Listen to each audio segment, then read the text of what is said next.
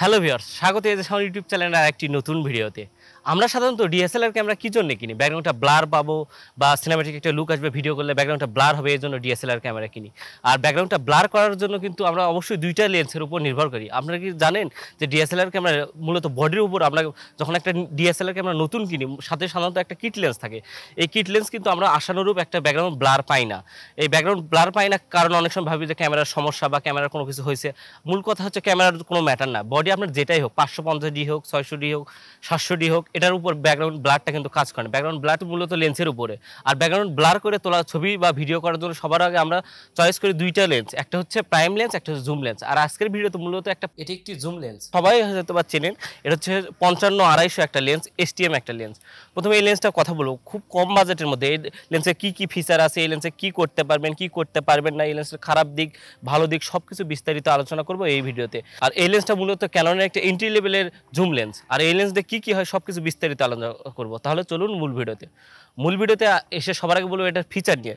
এটাতে আপনারা পেয়ে যাবেন ইমেজ স্ট্যাবিলাইজার মানে আইএসটা হচ্ছে ইমেজ স্ট্যাবিলাইজার থাকলে হয় কি, আমরা জানি যে জুম লেন্সগুলো অনেক বেশি জুম, যেরকম এটা 55-250-250তে জুম করে যদি আপনারা ভিডিও করেন বা ছবি তোলেন অবশ্যই কিন্তু একটু শেকি ভাব আসবে।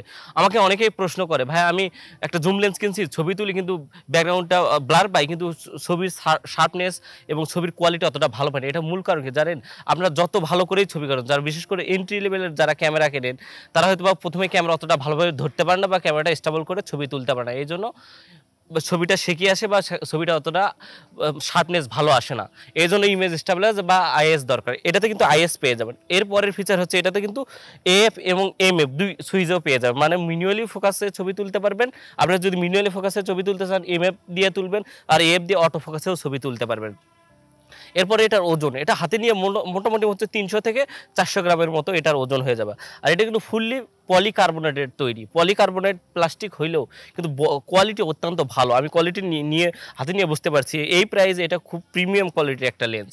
আর এই লেন্সের আমি একটা কথা বলি, নিচে যে বড় ব্যারেলটি দেখতে পাচ্ছেন, এটা তো মূলত আপনারা জুম করতে পারবেন। আর উপরের যে ব্যারেলটি আছে, এই ব্যারেলটি মূলত আপনারা অটো ফোকাস যদি ম্যানুয়ালি করেন, তখন ম্যানুয়ালি যখন করবেন তখন উপরের ব্যারেলটি ঘুরে আপনার ক্যামেরায় ফোকাস করতে পারবেন। আর নিচের ব্যারেলটি আপনারা অবশ্যই জুম করতে পারবেন। দেখতেই পাচ্ছেন জুম করার সময় নিচের ব্যারেলটি ঘুরবেন। এই জন্য 2টা ব্যারেল দেওয়া আছে। আর এটার সঙ্গে কিন্তু আপনার হুড এক্সট্রা কিনতে হবে। এটা যদি আপনার বাজার থেকে কেনেন, এটার সঙ্গে তো কোনো হুড দেবে না, শুধু লেন্সের যে ক্যাপটা সেই ক্যাপটা দেবে, সাথে দেবে ব্যাকগ্রাউন্ডের যে ক্যাপটা, এই ক্যাপটা দিয়ে দিবে। আর ক্যাননের এই 55-250 লেন্সে কিন্তু আপনারা আইএস সহ, আর এটার অ্যাপারচার পাবেন 4 থেকে 5.6। মোটামুটি যদি 55-তে আপনার ছবি তোলেন, এটা অ্যাপারচার 4 থাকবে। আর যদি যখন আপনারা জুম করেন তত অ্যাপারচারটা ছোট হবে, মানে প্রায় 5.6 পর্যন্ত অ্যাপারচার হয়ে যায়। আর এটাতে কিন্তু এসটিএম সিরিজের মোটর ইউজ করা হয়েছে। এসটিএম সিরিজের মোটর মোটামুটি সাইলেন্ট। আপনারা যারা ভিডিও করেন, অন ক্যামেরা মাইক্রোফোন ইউজ করেন, অনেক সময় দেখবেন অন ক্যামেরা মাইক্রোফোন ইউজ করলে এই ক্যামেরা যে জুম করতেছেন বা ফোকাস করতেছে, এই মোটরের সাউন্ডটা ক্যামেরায় রেকর্ড হয়, কিন্তু এটাতে সেটা পাবেন না। এসটিএম মোটর খুবই সাইলেন্ট কাজ করে। আর এটাতে কিন্তু একটা জিনিস পাওয়া যাবে, এটা কিন্তু ইএফএস সিরিজের লেন্স। মনে করে যারা নতুন ক্যামেরা কেনেন, 550D, 600D, 700D, 60D, 80D, বিশেষ করে এন্ট্রি লেভেলে বা ক্যামেরা জগতে নতুন এবং ফটোগ্রাফিতে নতুন, তারা সাধারণত কম বাজেটের ক্যামেরা কেনে। এসব ক্যামেরাতে কিন্তু এটা খুব সহজেই হয়ে যাবে। এটা ইএফএস সিরিজের লেন্স। কিন্তু এটার একটা দুর্বল দিক বলে, এটা কিন্তু ফুল ফ্রেম বডিতে হবে না। যদি ফুল ফ্রেম বডি, যেমন 6D Mark II, এইসব বডিতে যদি এই লেন্সটি ইউজ করেন, তখন আপনি দেখবেন চতুর্দিক দিয়ে গোল আসতেছে বা চতুর্দিকে একটা রাউন্ডের মতো আসতেছে। তো এটা এখন বললাম এটার ফিচার নিয়ে। আর এটার এখন বলবো, এটা এখন আপনি লাইভে দেখাবো আপনাদের এটা দিয়ে ছবি তুললে কেমন হবে বা ছবির কোয়ালিটি কেমন, ভিডিও কোয়ালিটি কেমন। তাহলে চলুন দেখা যাক। এখন চলুন লাইভ ফটোগ্রাফি করে আপনাদের দেখাবো। আমাদের সাথে আছে আমার ছোট ভাই সুমন, তাকে আমি সাবজেক্ট হিসেবে ইউজ করবো এবং আপনাদের দেখাবো এই 55-250 ছবির কোয়ালিটি কেমন হয়। তাহলে সুমন একটু পিছনে যাবা। মোটামুটি সুমন আমার থেকে 20 ফিটের মতো দূরে আছে। 20 ফিটের মধ্যে আমি দেখাবো ছবিটা। প্রথম যে কম ফোকাল লেন্থ, এটাতে ছবি উঠায় দেখাবো। প্রথমে 55-তে দিলাম, 55-তে দিয়ে আমি ছবিটা তুললাম সুমনের। হ্যাঁ, ছবি উঠাইছি। ছবিটা আপনি স্ক্রিনে অবশ্যই দেখতে পারবেন, সাইড স্ক্রিনে দেখাচ্ছি, দেখেন ছবির কোয়ালিটি কেমন। এখন একটু ফোকাল লেন্থটা আমি বাড়াবো। ফোকাল লেন্থটা মোটামুটি করবে 100-তে ছবি তুললাম। হ্যাঁ, সাইড স্ক্রিনে 100 ফোকাল লিঙ্কেও ছবি দেখতে পাচ্ছেন। আমি কিন্তু যখন 100-তে ফোকাল লিঙ্ক করছি, তখন কিন্তু আমার অ্যাপারচার বেড়ে গেছে 5 পয়েন্টে, কিন্তু তবুও ব্যাকগ্রাউন্ডটা কেমন ব্লার হচ্ছে দেখতেই পাচ্ছেন। এরপর আমি ছবি তুলব 135-এ। হ্যাঁ, ছবির কোয়ালিটি এখন দেখতে পারবেন কতটা ব্লার হচ্ছে এবং কতটা শার্প, এবং কম বাজেটের মধ্যে এটা কতটা শার্প এটা দেখতে পাচ্ছেন। এরপর আমি ফুল জুম করব, ফুল 250-তে জুম করব। সুমনকে 250-তে জুম করে ছবি তুলতেছি। এখন দেখতে পাচ্ছেন ছবিটা কেমন হচ্ছে সেটা দেখতে পারলেন। 250-তে ছবি তুললে কেমন হবে এবং কেমন কোয়ালিটি এটাও দেখতে পারবো। এখন 250-তে আমি একটু ওয়াইড করে ছবি তুলবো। সুমন আরেকটু পিছনে যাবা। সুমন এখন মোটামুটি এটা দেখতে 250 mm জুম করতে, তো মোটামুটি অনেকখানি, মানে আমার থেকে প্রায় 40 ফিট দূরে আছে সুমন, দেখতেই পাচ্ছেন ক্যামেরা, তাকে হয়তো একটু ফোকাস আউট দেখা যাচ্ছে, কিন্তু আপনি 40 ফুট দূরে থাকলে আমি ফুল জুম 250-তে এখন ছবি তুলবো। এবং ইমেজ স্টেবিলাইজারটা কিন্তু অন করে দিবেন। হ্যাঁ, একটু থাকবা।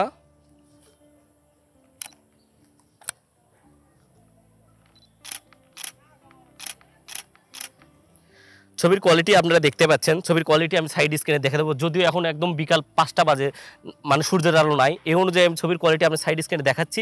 এবং 250-তে একদম ব্লার পাবেন। যারা কম বাজেটের মধ্যে মূলত প্রাইম লেন্স যারা কেনেন, বিশেষ করে 85 mm কেনার সক্ষম, 85-এর প্রাইস কিন্তু প্রায় এখন 40,000-এর কাছাকাছি, 42,000-এর মতো দাম উঠে গেছে। এত দাম, ক্যামেরা অ্যাক্সেসরিজের দাম কিন্তু হিউজ পরিমাণ বেড়ে গেছে। সে অনুযায়ী এটা মাত্র 15 থেকে 16,000 টাকার মধ্যে এটার প্রাইস এখন যে কোনো দোকানে পেয়ে যাবেন। কিছু দোকানের লিঙ্ক দিয়ে দিব এবং ডিসক্রিপশনেও দেখতে পারবেন, এসব দোকান থেকে আপনারা এটা পারচেস করতে পারেন। এবং দেখতে পাচ্ছেন এর 250-তে এখন আমি ফুল জুম একটু ওয়াইড করে ছবি তুলবো। দেখতে পাচ্ছেন সিঙ্গেল ফোকাস পয়েন্টেও আপনারা দেখতে পাচ্ছেন ছবির কোয়ালিটি মোটামুটি অনেক ভালো মানের প্রাইস হিসেবে। এবং যখন আপনারা ফুল জুমে ছবি তুলবেন, মানে 100 উপরে জুমে ছবি তুলবেন, বিশেষ করে এন্ট্রি লেভেলে যারা ক্যামেরা চান, ক্যামেরাটা অতটা হাতে স্টেবল, মানে আমার হাতটা কাঁপে, এবং যখন হাতটা কাঁপবে তখন ইমেজ স্টেবল আইএস সুইচটা আছে, দেখতে পারেন নিচে একটা সুইচ আছে, এটা অন করে দিয়ে ছবি তুলবেন। তো এরপরে লাইভ দেখাবো আমি ভিডিও কোয়ালিটি। প্রথমে আমি 100-এ 55-তে গেলাম, 55-তে গিয়ে আমি ভিডিও কোয়ালিটিটা অন করব। ভিডিও কোয়ালিটি দেখতেই পাচ্ছেন সাইড স্ক্রিনে, মোটামুটি ভিডিও কোয়ালিটি ভালো। আমি ভিডিও কোয়ালিটি আরও দেখানোর জন্য আস্তে আস্তে জুম করব, আর ব্যাকগ্রাউন্ডটা দেখবেন। আমি আস্তে আস্তে জুম করতেছি, দেখতেই পাচ্ছেন একদম ফুললি জুম করলাম। ভিডিও কোয়ালিটি আপনারা দেখতেই পাচ্ছেন, মোটামুটি ব্যাকগ্রাউন্ডটা একদম অসাম একটা ব্লার পাবেন। এবং ব্যাকগ্রাউন্ডটা ভিডিও যারা, বিশেষ করে আমি বলবো যারা টিকটক লাইকি এসব করেন, হচ্ছে পোর্ট্রেট মুডে ভিডিও করবেন, তারা এই ক্যামেরাটা কিনতে পারেন। পোর্ট্রেট মুডে কেমন ভিডিও হবে সাইড স্ক্রিনে দেখতে, বিশেষ করে যারা লাইকি করেন বা টিকটক স্টার হতে যাচ্ছেন, তারা এই লেন্সটা কিনতে পারেন। বাংলাদেশে বেশিরভাগ এখন টিকটক একটা জোয়ার চলতেছে, তারাই টিকটক যারাই করেন তারা এই লেন্সটা মোটামুটি ফুল চয়েস করতে পারেন। এখন আমি একটু ওয়াইড করে ভিডিও করব, দেখতেই পাচ্ছেন। যদিও আমি এখানে যেহেতু 250 mm আমি ভিডিও করতেছি, এখানে কোনো স্ট্যান্ড ট্রাইপড ইউজ করতেছি না, এই জন্য আমার হাতটা একটু শেক করতে পারে। তবু আমি কোয়ালিটিটা জাস্ট আপনাদের ইমপ্রুভ করে দেখাবো, ইনশিওর করে আমি দেখাচ্ছি। দেখতেই পাচ্ছেন কেমন কোয়ালিটি। সময় একটু মুভ করো তো, হ্যাঁ একটু হাঁটো। এই দেখতেই পাচ্ছেন মোটামুটি এসটিএম হওয়ার কারণে ফোকাস পয়েন্টটা অনেক সুন্দরভাবে কাজ করতেছে। মানে ডুয়েল পিক্সেল, যেসব ক্যামেরায় ডুয়েল অটো ফোকাস আছে, বিশেষ করে 80D 90D 700D 77D এসব ক্যামেরাতে খুব ভালো মানের ভিডিও করতে পারবেন। তো সুমন, অসংখ্য ধন্যবাদ এই ভিডিওতে থাকার জন্য। তো বন্ধুরা দেখতেই পারলেন 55-250 কেমন কোয়ালিটি দেয় ছবির ক্ষেত্রে। এটা এখন উইক জোন বলবো, এটা সবচেয়ে বড় উইক জোন হচ্ছে এই লেন্সটার কিন্তু অ্যাপাচার 4, f4 ভ্যালু সর্বনিম্ন, ওর সর্বোচ্চ যখন জুম করবেন তখন 5.6 অ্যাপাচার হয়ে থাকে। মানে লো লাইটে পারফরমেন্স খুব ভালো মানের দিবে না। বিশেষ করে যারা নাইট ফটোগ্রাফি করবেন বা রাত্রেবেলা ফটোগ্রাফি করবেন, ওয়েডিং করবেন, তারা এই লেন্সটার থেকে একটু দূরে থাকার চেষ্টা করবেন, কারণ কি এটার অ্যাপাচারটা অনেক বেশি। আর যদি অ্যাপাচার কম হতো তাহলে এই লেন্সটা কিনতে পারতেন। মূলত যারা বিশেষ করে ডে লাইটে ফটোগ্রাফি করবেন, ধরুন বিভিন্ন অকেশনে যারা ঘুরতে যান, কক্সবাজার, সিলেট এসব জায়গায় দেখতে পারবেন যারা ফটোগ্রাফি করে, তারা বিশেষ করে 55-250 এই লেন্সটা জাতীয় লেন্স হিসেবে ইউজ করে। মানে যতগুলো ক্যামেরাম্যান দেখবেন সবাই দেখবেন এই লেন্সটা ইউজ করে। সে অনুযায়ী যারা ডে লাইট ফ্যাশন ফটোগ্রাফি করবেন বা টুকটাক আউটডোর ফটোগ্রাফি করে টাকা ইনকাম করতে চান, তারা এই লেন্সটা ইনভেস্ট করতে পারেন। মাত্র 15,000 থেকে 16,000-এর মধ্যে এই লেন্সটা খুবই ভালো। তো আপনারা দেখতেই পেলেন এই লেন্সটার কোয়ালিটি কেমন। 55-250 এসটিএম যে লেন্সটি আছে ক্যাননের, এটা আপনারা নিতে পারেন। অনেকেই বলবেন যে ভাই ক্যাননের লেন্স দেখাইলেন, নিকনের লেন্স, আমরা নিকন ইউজারটা কী করবো, তাদের জন্য সুখবর। এই রেঞ্জে কিন্তু নিকনেরও একটা লেন্স আছে, এটা হচ্ছে 55-200 mm VR2 লেন্স। মানে ভিআরতে ভাইব্রেশন রিডাকশন, মানে এটাতে যেমন আইএস ইমেজ স্টেবলার, ওটাতেও VR2 লেন্স, ওটাও নিতে পারেন। ওটাও 14 থেকে 16,000 টাকার মধ্যেই পেয়ে যাবেন। নিকনেরটাও আমি সাইড স্ক্রিনে দেখাবো। মোটামুটি নিকন ক্যানন এই রেঞ্জের, এই 55-250 এটা হচ্ছে ক্যাননের, আর 55-200 হচ্ছে নিকনের। দুইজনই ক্যামেরার জন্য কিনতে পারেন, কিন্তু ডে লাইটে ফ্যাশন ফটোগ্রাফির জন্য আমি কেনার জন্য মাস্ট বি করবো। রাত্রেবেলা ফটোগ্রাফির জন্য এই লেন্সটা নয়, অ্যাপাচারটা বেশি। এবং যারা টুকটাক ওয়েডিংয়ের কাজ করেন, একটা কিট লেন্সের সঙ্গে এটা ইউজ করতে পারেন। তো আজকের এই ভিডিও এই পর্যন্তই। আমার ভিডিওটি যদি ভালো লাগে অবশ্যই কমেন্ট করে জানাবেন আপনাদের মতামত। আর ক্যামেরা রিলেটেড কোনো কিছু জানার থাকলে অবশ্যই কমেন্টে জানাইতে পারেন। আর ভিডিওটি ভালো লাগলে অবশ্যই লাইক করবেন, আপনাদের বন্ধুদের মাঝে শেয়ার করবেন যারা নতুন ক্যামেরা কিনতে চাচ্ছেন। আর যারা ক্যামেরা সেটিং সম্পর্কে একদম নতুন ক্যামেরা কিনেছে, বেশি কিছু জান না, তারা আমার চ্যানেলটি ঘুরে আসতে পারেন। আমি ক্যামেরা সেটিং টেটিং, তারপর ক্যামেরার যে বডি লেন্স সব কিছু রিভিউ নিয়ে বিস্তারিত আলোচনা করি। যদি ভিডিওগুলো ভালো লাগে অবশ্যই আমার চ্যানেলটি সাবস্ক্রাইব করে রাখতে পারেন এবং পাশে থাকা বেল আইকনটি ক্লিক করে রাখতে পারেন। তো আজকের ভিডিও এই পর্যন্ত বিদায় নিচ্ছি।